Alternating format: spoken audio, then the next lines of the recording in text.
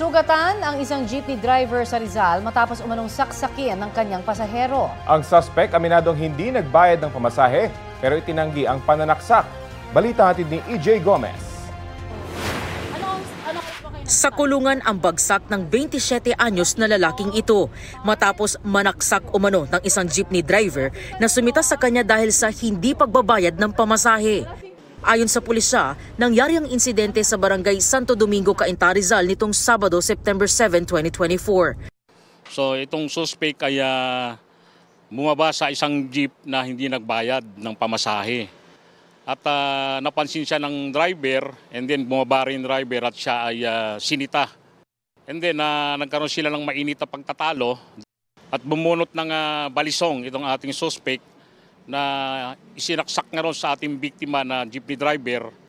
Nagtamo ng sugat sa kanyang kanang braso ang 50 anyos na jeepney driver. Ayon sa pulisya, napagkamalan pang hold-upper ng mga pasahero ang suspect.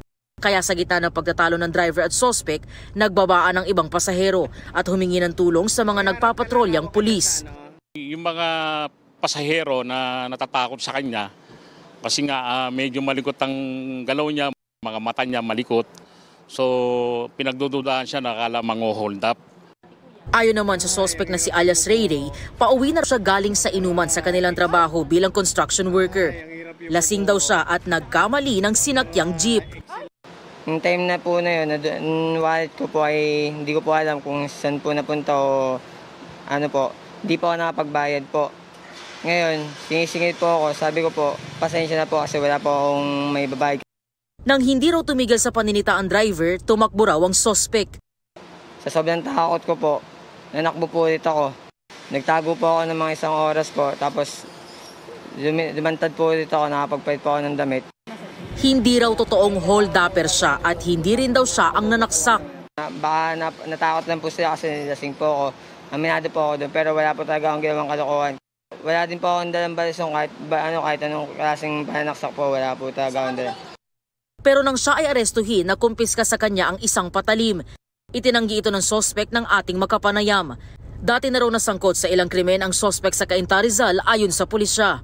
Yung suspect natin ay nung siya ay minor de edad pa lamang, involved na siya sa mga pagnanakaw ng mga kuryente dito sa bayan ng Cainta.